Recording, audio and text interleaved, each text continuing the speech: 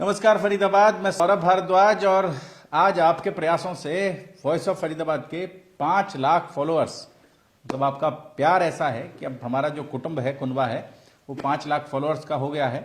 और आज हमारे स्टूडियो में पहुंचे हैं पंडित सुरेंद्र शर्मा बबली जी। बबली जी अखिल भारतीय ब्राह्मण सभा के राष्ट्रीय अध्यक्ष हैं और जिन मुद्दों पर उनके साथ बातचीत करेंगे, चर्चा करेंगे, वो बहुत गंभीर हैं, जिनको लेकर जेएनयू में लगातार बवाल हो रहा है।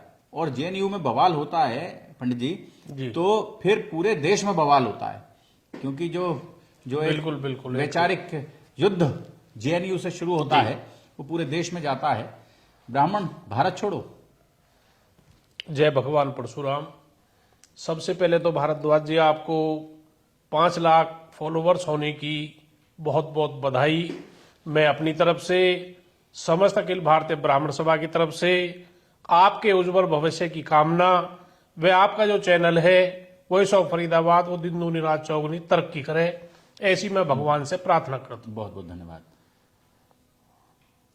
देखिए, एक बात, भारत छोड़ो और वो भी ब्राह्मण, हम थे, हैं और रहेंगे, ये तो हमारी सृष्टि से है धारणा। अब उसके बाद ये सज्जन जो हमसे कह रहे हैं, पहले तो वो हमारे सम्मुखों में लिख दिया गया है वहां, हाँ के भी लिख दिया, ब्राह्मण भारत छोड़ो, दीवारों पर लिख दिया, दीवारों पर, बनियों के बारे में, ब्राह्मणों के बारे में। इनको ये नहीं पता सप्तद्वीप नौखंड अधीन भरत खंड और मिस्र हमारी राजधानी। और अभी भी पुरातत्व विभाग ने एक जानकारी भेजी है, 4500 वर्ष पुराना शिव मंदिर वहां पे मिला है मिस्र के अंदर। तो चराचर जगत, चराचर सृष्टि जो है वो ब्राह्मण की है और ब्राह्मण भूदाता है। 21 बार पृथ्वी जीत के भी भगवान परशुराम ने वो दान कर दी। 21 हाथ ऊंचा, 21 हाथ चौड़ा स्वर्ण जड़ित सिंहासन वो कश्यप ऋषि जी को दान कर दिया, कश्मीर वाले जो थे, कश्मीर में जी। तो ये सज्जन हमसे ये कहते हैं ब्राह्मण भारत छोड़ो। अरे मैं तो ये कहूं, तू सामने आम तेरे घर में आके बसे, अपने घर छोड़ के तेरे घर में बसे।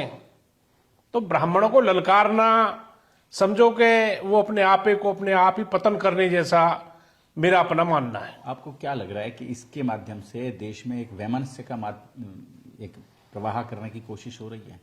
इससे पहले भी एक वो नारे लगे थे वहां पे, उसकी वजह से कितना बवंडर देश में मचा, द कश्मीर फाइल तक बनी, उसमें भी अखलाक, हम शर्मिंदा हैं, तेरे कातिल जिंदा हैं, इस तरह की बेहुदा हरकत एक शिक्षण संस्थान में हो, तो इससे बड़ी विडंबना भारद्वाज जी क्या हो सकती है।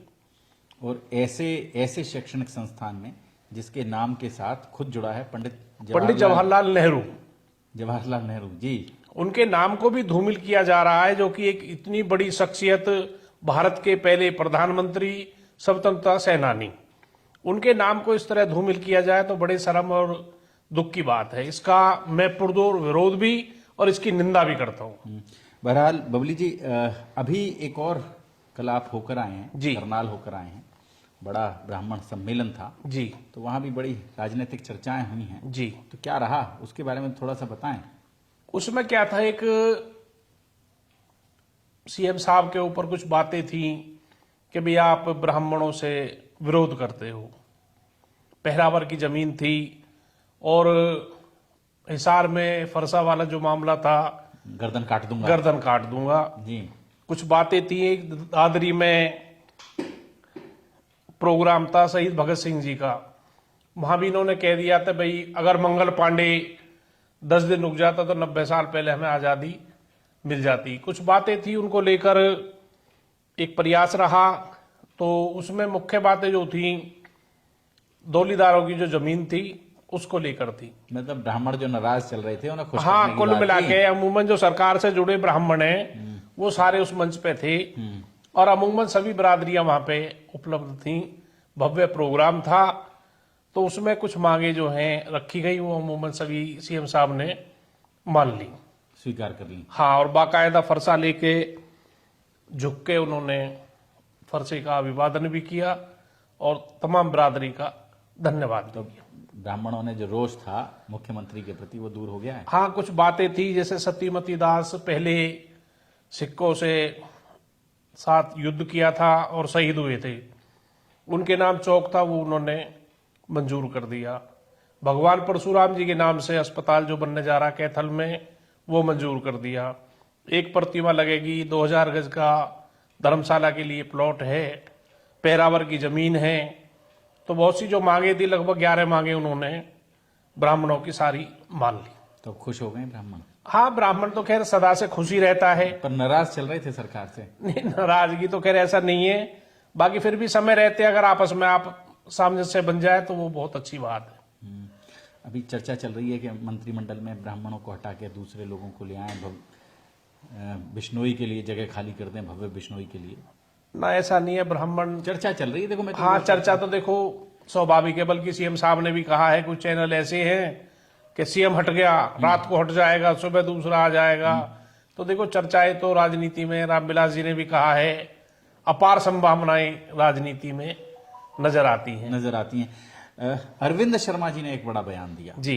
उन्होंने कहा कि क्या बोला वो बता दें थोड़ा सा। वही कह रहे, ब्राह्मण मुख्यमंत्री हो, ब्राह्मण बदल जाए तो राज तो चलेगा, इस तरह की बातें आई। तो मेरे ख्याल में राज तो शायद मनोहर लाल जी ही रहेंगे। अच्छा, बदलेंगे नहीं? ऐसे हालात 2-3 दिन पहले तो लग रहे थे। हाँ, पर ये सम्मेलन लेकिन करके ठीक कर दिया है इन्होंने। हाँ, ऐसे हालात वर्तमान में नहीं है कि मना लिया, मुख्यमंत्री ब्राह्मणों को बदला जाए। ब्राह्मणों को मना लिया है। हाँ, सब ज्यादातर प्रसन्नचित्त थे। ठीक है। फरीदाबाद के ब्राह्मणों को भी कुछ दिया?